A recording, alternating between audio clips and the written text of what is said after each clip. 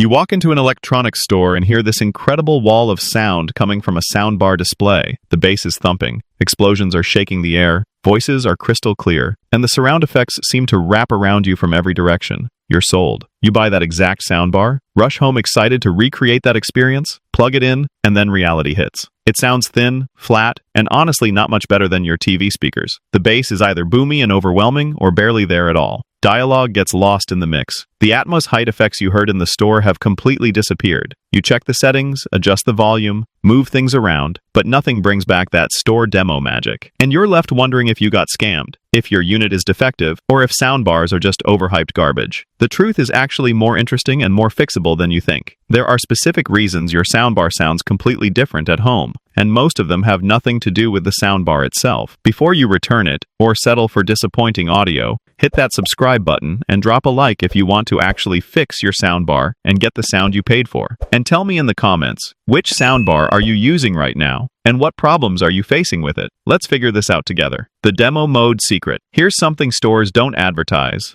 and most buyers never discover. Many soundbars have a special demo mode designed specifically for retail environments. This mode doesn't just play sample content, it fundamentally changes how the soundbar processes audio. Demo mode boosts bass frequencies way beyond normal levels to grab attention in noisy stores. It cranks up the overall volume and compresses the dynamic range so everything sounds loud and impactful even when competing with store announcements and other displays. It loops pre-selected sound effects and music clips that showcase the soundbar's strengths while avoiding content that would reveal its weaknesses. And it often disables user controls like EQ adjustments or sound modes, locking the soundbar into this hyped-up presentation. Samsung soundbars are notorious for this. When you buy one from a store, there's a good chance it's still in demo mode when you take it home. The soundbar cycles through promotional clips, plays louder than it should, and refuses to behave normally. Customers report being confused why their brand new soundbar keeps playing the same dramatic sound effects on repeat, or why their remote doesn't seem to control certain settings. The fix is simple. Once you know it exists, hold down the input button and volume down button simultaneously for 5 to 10 seconds. The soundbar should beep or flash, indicating it's exited demo mode and returned to normal operation.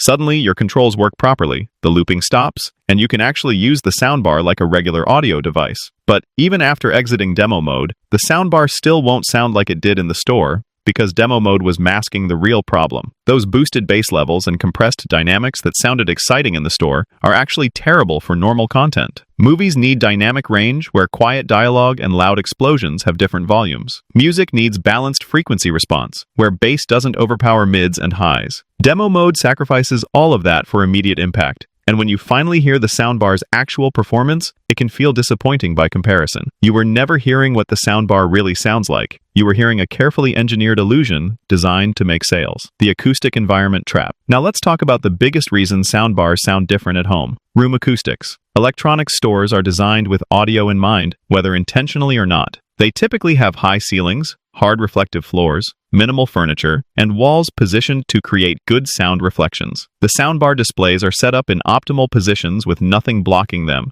subwoofers placed in corners where bass naturally reinforces, and listening positions carefully positioned in the sweet spot where everything sounds best. It's basically an accidental recording studio where acoustic physics work in the soundbar's favor. Your living room is the complete opposite. You've got couches and curtains absorbing sound instead of reflecting it. Rugs on the floor killing bass response. Coffee tables and TV stands blocking direct sound paths from the soundbar. Ceilings with textured popcorn finishes scattering sound instead of reflecting it cleanly. And the listening position is wherever your couch happens to be, which might be off to one side, too close, too far, or at the wrong angle. All of these factors completely change how sound behaves in your space compared to that pristine store environment. Virtual Atmos is especially sensitive to room acoustics because it relies entirely on ceiling reflections. In the store, sound from upward-firing drivers bounces off a flat, hard ceiling at the perfect height and angle to reach your ears from above. The illusion works because the acoustic physics are cooperating, but in your home with a 9-foot textured ceiling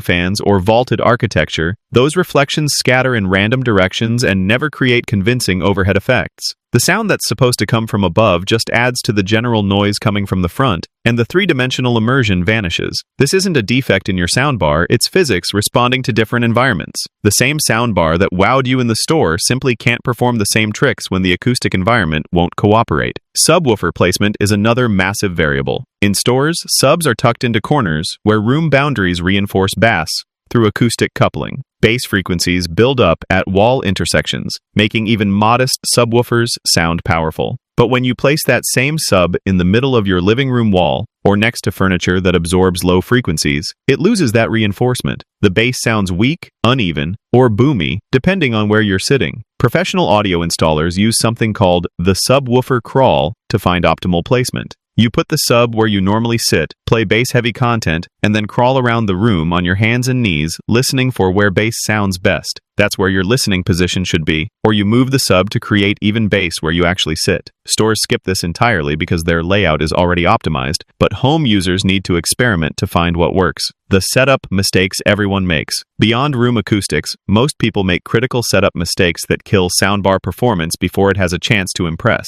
The first mistake is positioning. Soundbars need to be centered under your TV at roughly ear level when you're seated. Sounds obvious, but many people place them too high on a shelf above the TV, too low inside a cabinet, or off to one side, because that's where the furniture fits. Every inch away from the optimal position degrades the soundstage and makes dialogue harder to localize. If your soundbar is inside a TV cabinet with the door blocking it, you're muffling the sound before it even reaches your ears. If it's mounted above the TV, sound is firing over your head instead of at you. These placement issues are invisible in stores where everything is positioned perfectly. Then there's the input settings disaster. Modern TVs and streaming devices have complex audio output settings that most people never touch. Your TV might be set to output surround sound through its HDMI connection, but if your soundbar only supports stereo, or if the connection isn't configured properly, you get no sound or severely down-mixed audio that loses most of the information. The fix is going into your TV's audio settings and changing output to PCM, which is uncompressed stereo that any soundbar can handle. Also, make sure your streaming device or cable box has its volume cranked to maximum. Many devices have separate volume controls that reduce the signal before it even reaches the soundbar.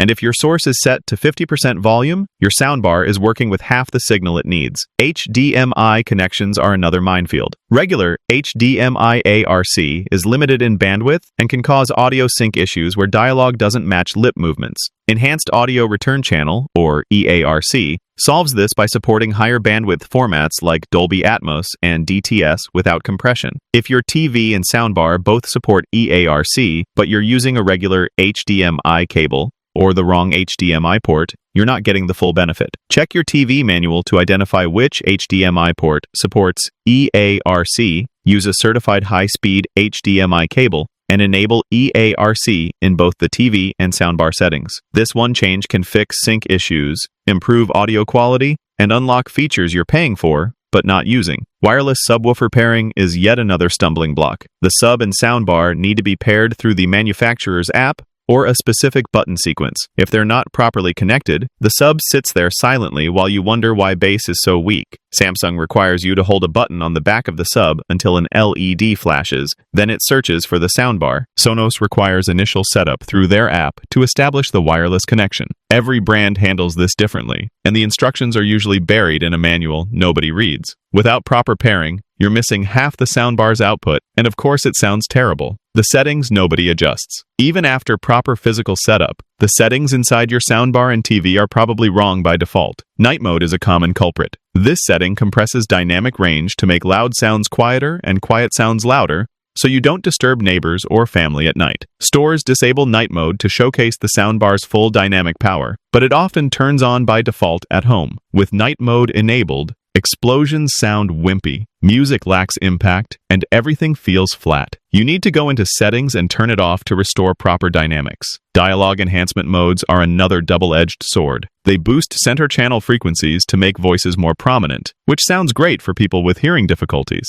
But if you don't need it, dialogue mode makes voices sound artificially loud and unnatural while suppressing music and effects. The balance feels wrong because the soundbar is intentionally skewing frequencies. Try disabling dialogue enhancement and see if that restores a more natural sound. If you do need help hearing voices, keep it enabled, but also adjust your EQ settings to boost mid-range frequencies where speech lives without overwhelming everything else. EQ settings are probably the most powerful tool nobody uses. Most soundbars offer bass and treble adjustments at minimum, and better models have multi-band EQ or presets for different content types. The default EQ is tuned for average rooms and average content, but your room and your content aren't average. Experiment with boosting bass by 2 to 3 decibels if your sub sounds weak. Cut treble if dialogue sounds harsh or sibilant. Increase mids if voices get lost in busy scenes. Modern soundbars from Samsung, LG, and Sony include apps with detailed EQ controls that let you fine-tune frequency response to your room and preferences. Spending 15 minutes adjusting EQ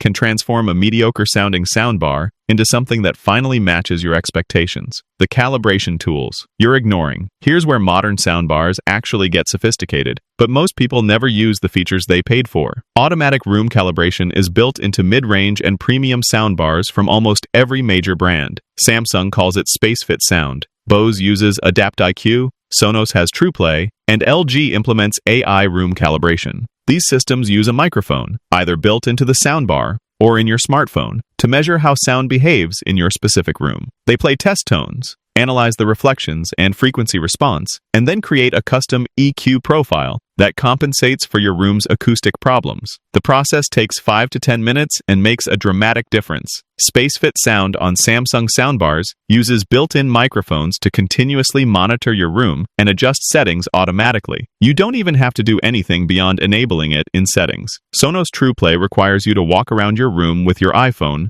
while the soundbar plays test tones, mapping the acoustic environment from multiple listening positions. The resulting calibration accounts for furniture, wall materials, ceiling height, and speaker placement to optimize sound specifically for your space. Without running calibration, you're hearing the soundbar's default tuning that might be completely wrong for your room. Subwoofer level adjustment is critical but often overlooked. The relationship between the soundbar and subwoofer needs to be balanced so bass integrates smoothly without overwhelming mid-range and high frequencies. In stores, this balance is preset for their environment. At home, you need to adjust it yourself. Most soundbars let you increase or decrease sub volume independently through settings or the remote. Start with the sub at 50%, play familiar content with good bass, and adjust up or down until bass sounds powerful but not boomy. If bass drowns out dialogue, reduce the sub level. If it sounds weak, increase it. There's no universal right answer because every room is different. The content source problem. Here's something most people don't realize. The demo content playing in stores is specifically chosen to make soundbars sound incredible. They're using clips from action movies with booming explosions, concert footage with pristine audio recordings,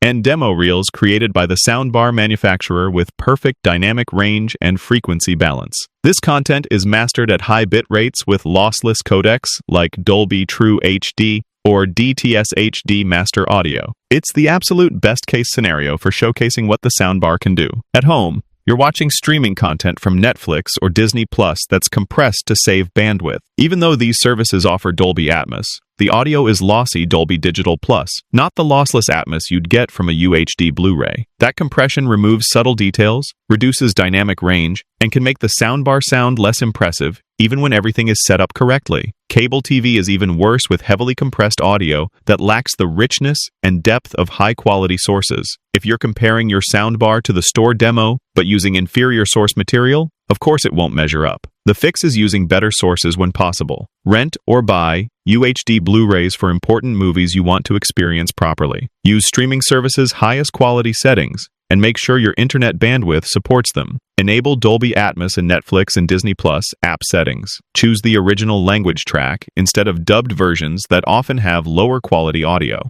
These small changes in source material can reveal what your soundbar is actually capable of when given proper content instead of compressed streaming approximations. The connection quality issues. Let's talk about cables because this is unglamorous but critical. Stores use high-quality HDMI cables tested to work perfectly with their display equipment. You might be using whatever cable came in the box or a cheap one you bought at a gas station. Not all HDMI cables support the bandwidth needed for EARC and high-resolution audio formats. Using an old HDMI cable when you need HDMI 2.1 for full bandwidth. Atmos creates bottlenecks that degrade audio quality or cause dropouts. Optical cables are another common connection method, but they're limited to compressed audio formats. You can't pass lossless Dolby True HD or DTS HD through optical connections, only the compressed versions. If you're using optical instead of HDMI, you're automatically getting lower quality audio. Switch to HDMI EARC whenever possible to eliminate this limitation. The only exception is if your TV doesn't support EARC and optical is your only option, in which case you're stuck with compressed formats, but at least the connection should be stable. The troubleshooting checklist. Let's put this all together into a systematic approach to fix your soundbar. First, exit demo mode if applicable by holding input and volume down for 5 to 10 seconds. Second, position the soundbar centered at ear level with nothing blocking it, and place the subwoofer using the crawl test to find even bass response. Third, use HDMI EARC connection with a certified high-speed cable into the correct TV port, and set your TV audio output to PCM or the highest format your soundbar supports. Fourth, pair the wireless subwoofer and rear speakers through the manufacturer app or button sequence. Fifth, disable night mode and dialogue enhancement unless you specifically need them. Sixth, run automatic room calibration using your soundbar's built-in system or smartphone app. Seventh, adjust EQ settings to compensate for your room's acoustics,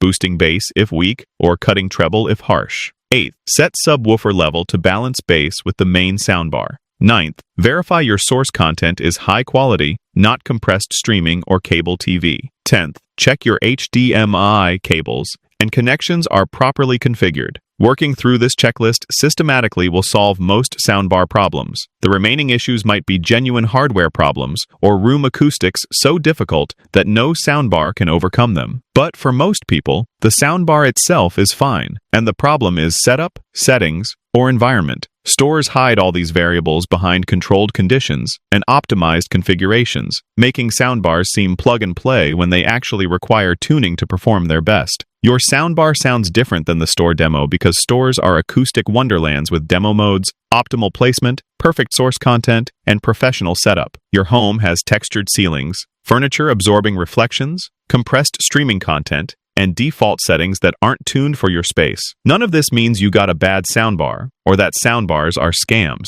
It means audio is complicated and environment matters more than most people realize. The good news is, almost everything can be fixed with knowledge and effort. Exit demo mode, optimize placement, use the right cables and connections, run room calibration, adjust EQ and levels, and choose quality source content. These steps transform disappointing soundbars into impressive audio systems that finally deliver the experience you paid for. It takes an hour or two of work, but that investment pays off every time you watch TV, play games, or listen to music for years to come. Stores deliberately hide this complexity to make sales easier, showing you the best-case scenario without explaining what it takes to recreate it at home. Now you know the truth, and you have the tools to actually get great sound from your soundbar instead of accepting mediocre performance or returning it in frustration. Sound quality isn't magic. It's physics and engineering, and once you understand the variables, you control the outcome. If this video helped you fix your soundbar or understand why it sounds different, hit that like button, subscribe for more honest audio advice,